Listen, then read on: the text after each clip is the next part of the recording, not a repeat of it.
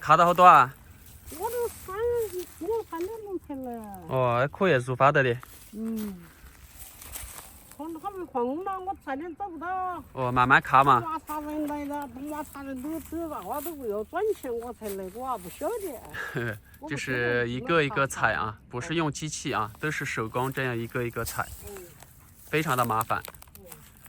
梅茶都是这样一朵一朵采摘，啊，这样泡出来的话也是这么一朵一朵的啊。这些都是今天采摘过的啊。梅茶的话只做头茶。今天开始采摘梅茶了啊，毛尖这2天一直在备货中，预计和梅茶一起能上架。这些都是今天采摘的宣叶，采集过来之后，然后的话都要把它摊开啊，就是防止茶叶发酵。鲜叶的这么香啊！这倒的是稻谷啊，就是清洗机器。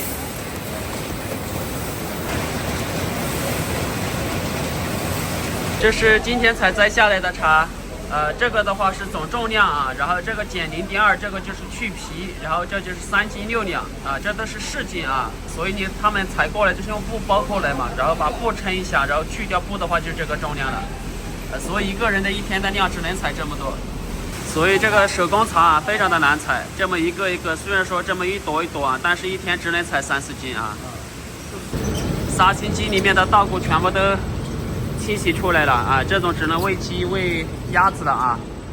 这边就是整个流程的机器了啊，这种是以前的老机器啊，干燥机、发酵机啊，这是微调机。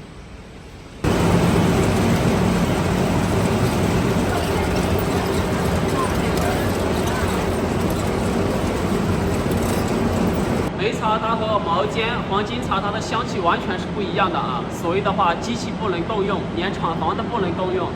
这隔壁的话是在炒制毛尖，这2天都在炒制毛尖啊。你像我进的是穿梅茶的工作服，我到那边去毛尖那边去的话，必须穿毛尖的那种工作服。梅茶杀青的温度啊，和毛尖、黄金茶有一点区别，过高拖低的不行啊，要恰好到位，所以要随时掌控。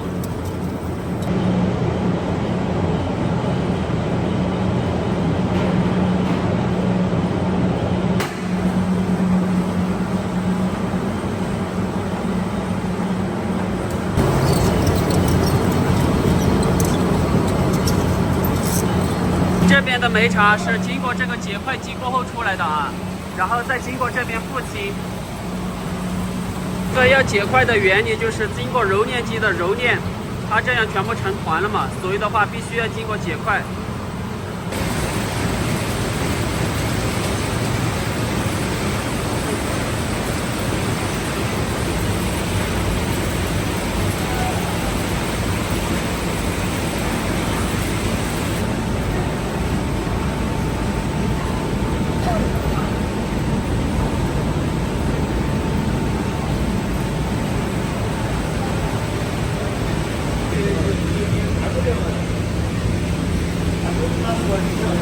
这边还在摊青啊，先忙那边梅茶，就是两边换着来。梅茶在渥堆的话要4个小时左右，所以的话就全部过来做毛尖，4个小时可能不止啊，因为今天晚上温度不高。是根据温度来的，温度高的时候时间短一点啊，温度低的时候时间长一点。具体的话就是看渥堆的效果。这是昨天炒制出来的头茶单芽，毛尖头茶全部都是做手工茶啊，所以的话做不出来量。等有一定量了再和梅茶一起上架吧。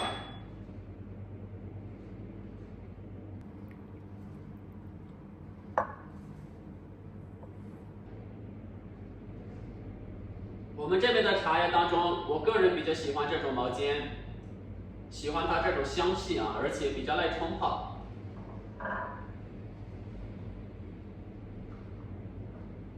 听到声音吗？他们已经开始在杀青了。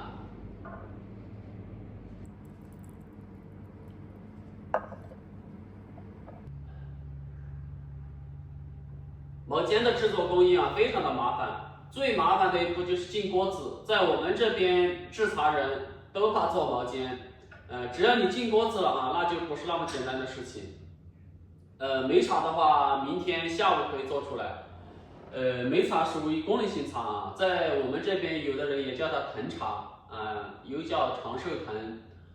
梅茶的话，你就像它一般人就说喝茶了之后不是睡不着吗？是不是啊？因为它茶里面含有特有的茶碱，是吧？咖啡因，但是梅茶这两样没有，所以你喝梅茶的话不会影响睡眠。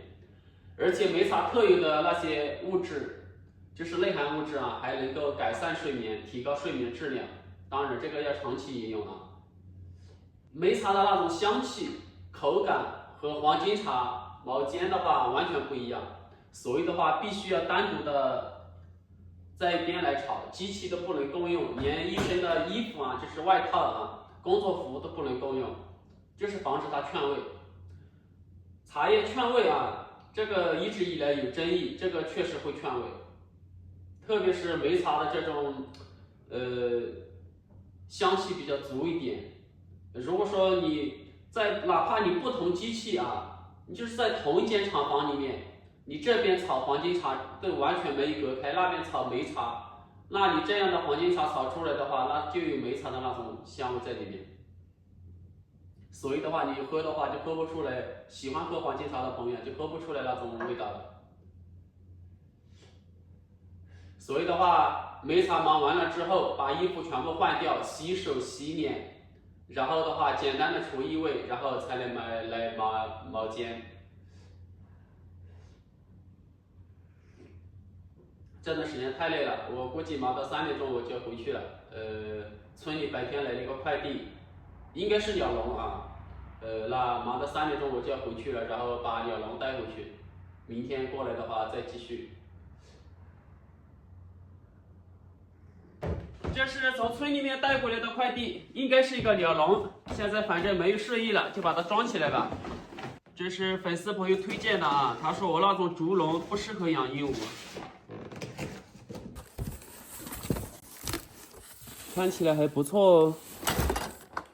哇，这么多啊！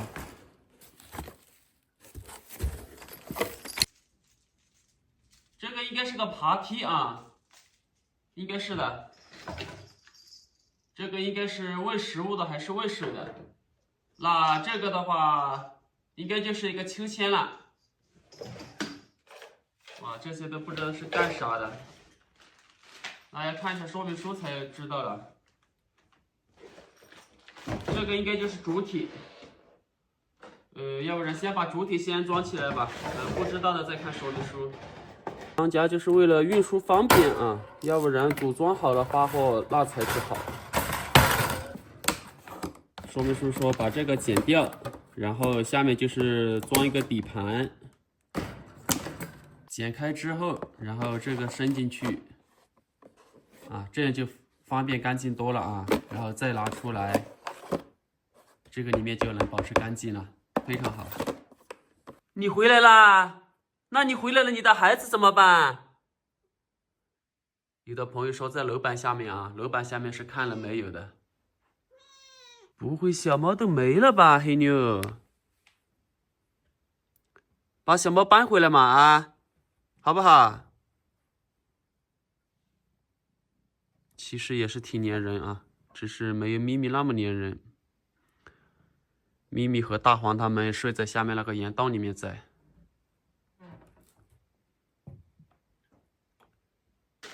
黑妞就是回来吃猫粮的啊。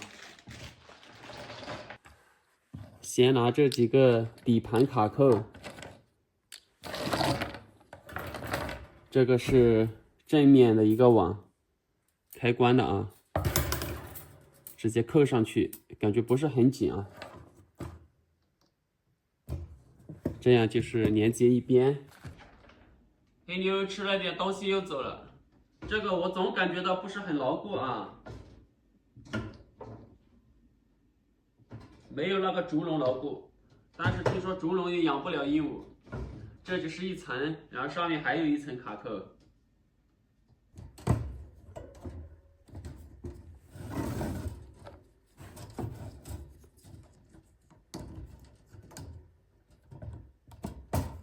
我感觉它这个卡扣质量还是不行，刚才就是这样压一下，它都破掉了，还好它多送了2个啊。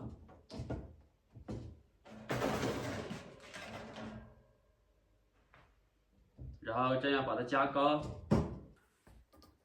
这是个顶盖，顶盖这4周有钩子勾上去。总的给我来说不结实啊，这个笼子。整个主体就做好了，感觉到稍微弄一下带散架一样的。说实在的，还不如那个轴笼，但是铁笼的话它着不烂啊。然后这是一个底网，再把这个放上去勾住。这是个10合，这是10合门，这样伸进去卡住啊，这个还可以啊，双10合啊，这里还有一个，这个还是蛮稳的。这种是站棍，下次要买的话还是要买单层的，这种双层的感觉到不是很牢固啊。然后直接卡进去，它有个凹槽啊，直接卡到上面就 OK 了。啊，就这样，可能要拿过来一点啊。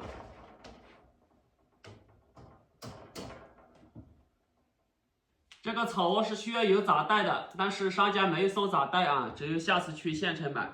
那现在把这个产房做起来，就是用胶水的。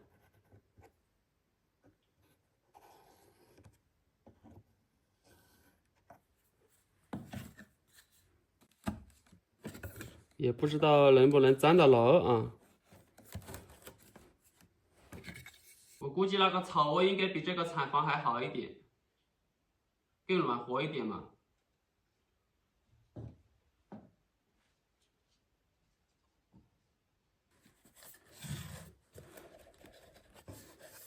就是这么一个，然后这个应该是个出入口啊，要等它干一下，要不然的话粘贴不稳。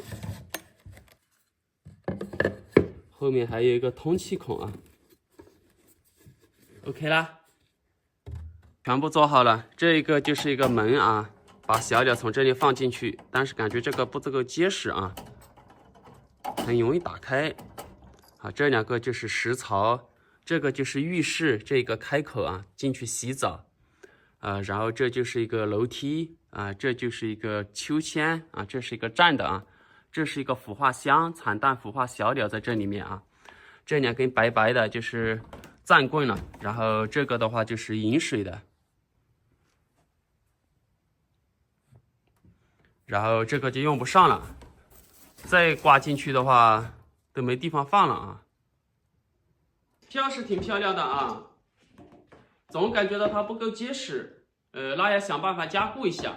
你像这种如果掉到哪里或者摆到哪里，我估计黑牛一爪子它都会散架。明天早上先把那2只小鸟放进去，看它喜不喜欢吧。都4点钟了啊，那就分享到这里，明天见。